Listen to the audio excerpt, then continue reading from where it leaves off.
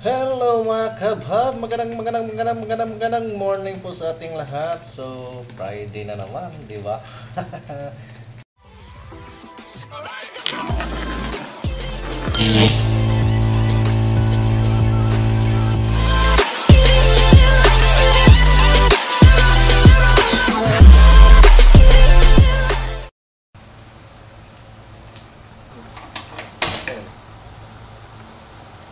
Kaya pala. Yung sa kabila, isa, hotdog naman. Oh, hirap pagluto ba yung pabalik-balik na lang yung uulamin kasi yun naman gusto nila. At ito naman ay siyempre meron pa rin, balik na naman yung lulutuin natin ulam. Kaya ilagay ko na anong ulam ko. Ayan o, ayan.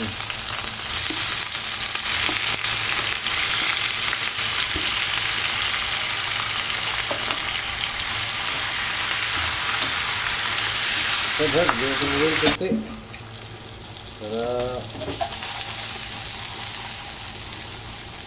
natuloy. Ayan. Yung magluto ng hotdog, oil, ayan lang, konti lang oil. Yung iba kasi piniprito na diretso ba. Ito naman magluto nito kasi marami ng oil kasi pag inaano piniprito diretso pangit tingnan. So ito na mga kabhab, timplahan na natin. Dahil nilagyan ko to una ng tubig para lang lumambot yung karne ba.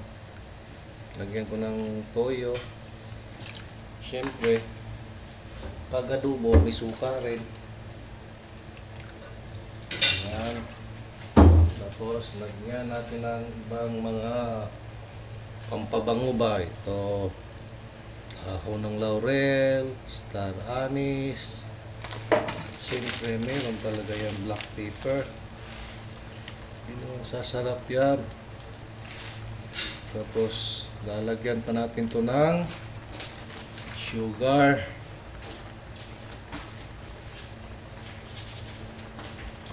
Ang sugar naman kasi alam nyo naman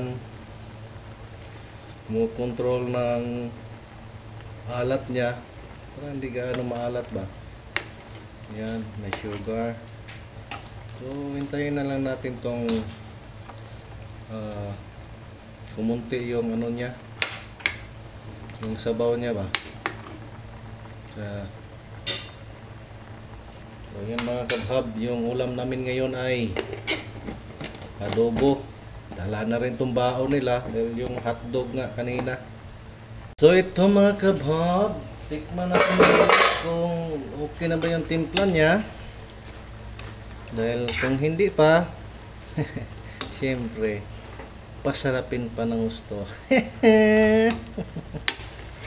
Tikman natin mga kababa.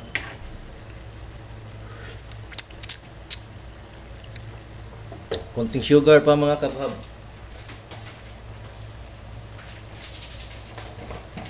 Lagyan natin konting sugar.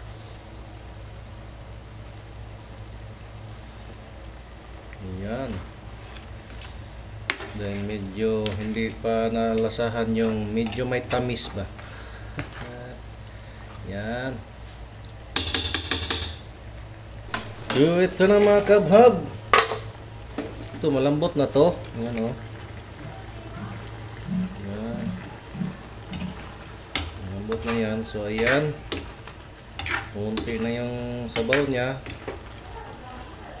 Dahil yung ano, malambot na yan o. Luto na to. Ayan. Diba? So hanggang dito na lang mga kabhab yung luto ko ngayon.